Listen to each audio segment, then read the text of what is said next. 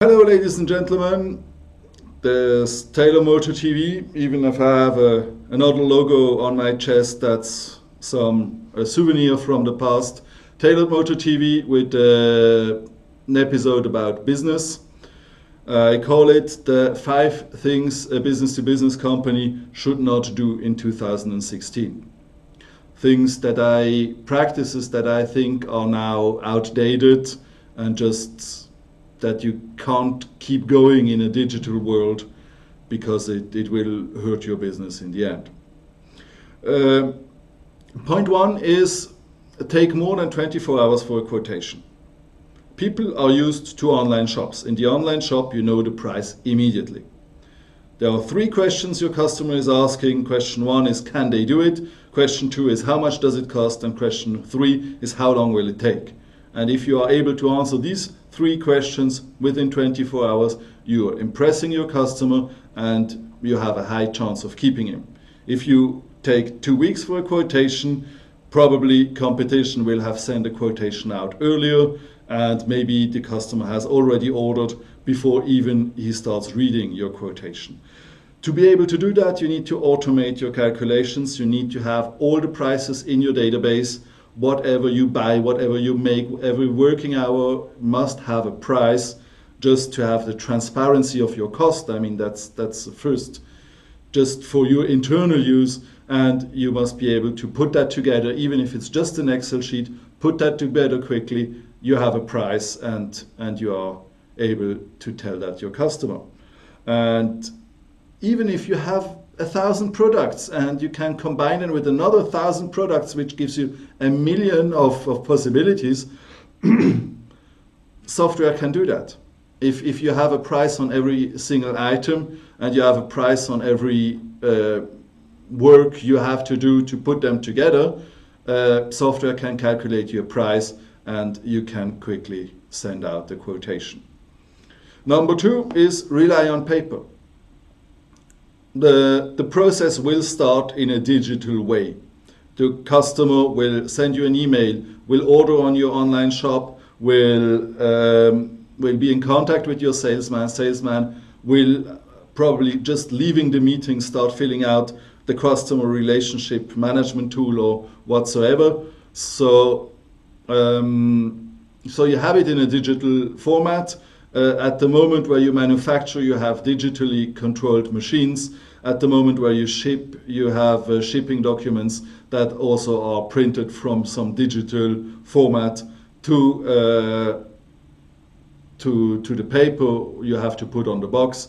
So you should not have any paper in between, which also includes PDF formats. I mean, if you start with a Word document, make a PDF that then someone has to copy paste or type into a database, it's the same problem. It's inefficiency. It will slow down your quotation process, your execution process.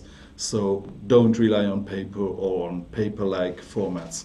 Everything must be machine readable. Number 3, ignore the small customer. As a startup, I experienced that many times. Often you're lucky if someone answers you the phone once you have disclosed that you are a startup company, that you have only a few people working for you, or if they just don't know your name.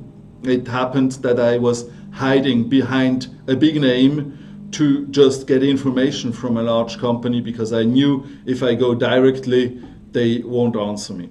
And every small company can become big one day. It's very hard to predict. Every small buyer from a small company has a network, a social network, a physical network. And if in that network is the buyer of that big company that is your key account, it's probably not very good if they start talking together and he tells, sorry, that company is not even able to answer a simple question. So, and if it costs you too much to answer every request that's coming in, even from the small ones, then it's your overhead. Then it's overhead you have to cut out. You can put a knowledge base on your website that answers that questions, that is easily searchable. And if you can quickly put out a quotation, as I said before, then it's not a lot of overhead to even handle the small customers, and they will be highly grateful. They will evangelize for your company if they see, oh, even me, the small guy, was treated well. That's useful. Ask for a non-disclosure agreement, or in any way be secretive, or how you call it, have secrets about your products. I mean, I had companies asking for a non-disclosure agreement when I asked for a 3D model of a part they were going to sell me later. As a design engineer, I need 3D models of whatever I want to buy to put it into the assembly, to know how it fits, to make a layout, whatever. And so I need that 3D model now. If I can download it on the website, you are my preferred supplier. If I need to log in on the website, okay. If I have to send you an email and find the boss of the company who is allowed to sign the NDA just to get a 3D model from you, probably I won't order, because I won't even start planning with you. And same goes for specification. Be transparent about the specification, be transparent about the limitations, because of course it's nice to generate leads, but you want to convert, and if there is one little detail in that spec that doesn't fulfill the needs of the customer, you lose the order and you have spent some time for nothing. And the opposite, be complete. No, the opposite, additionally to that, be complete about the specification. The first time you send it out, have a complete data sheet. It will avoid you that the customer comes back and asks you questions. Put that whole data sheet ideally on the internet, easy to find, saves you again a lot of work of your people that have to answer the phone. The reason why most people keep secrets is they want to protect themselves from copycats. Sorry, you can't protect yourself from copycats anymore.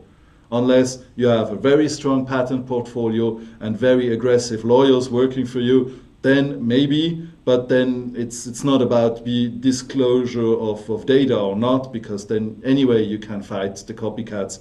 And if it's just security through obscurity, if someone wants to copy you, he will just buy your product and make a copy of what he bought, and that's it. The key differentiation, in my opinion, is service, is your brand, and is being ahead of your competition, being faster in releasing new products and better products. 5, last but not least, calculate your prices top down. Usually you should calculate bottom up. You take your cost, your manufacturing cost, your working hours, whatever, put some margin on top, and that's the price you're asking for.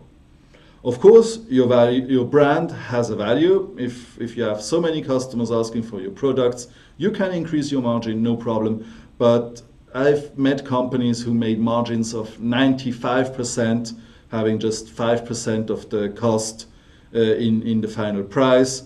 And I think if you do that, you will just attract disruptors. You will attract either your competition, who was not exactly in that market niche yet and attacks you in that market niche, or a startup who realizes, hey, that's a high margin business, let's disrupt that.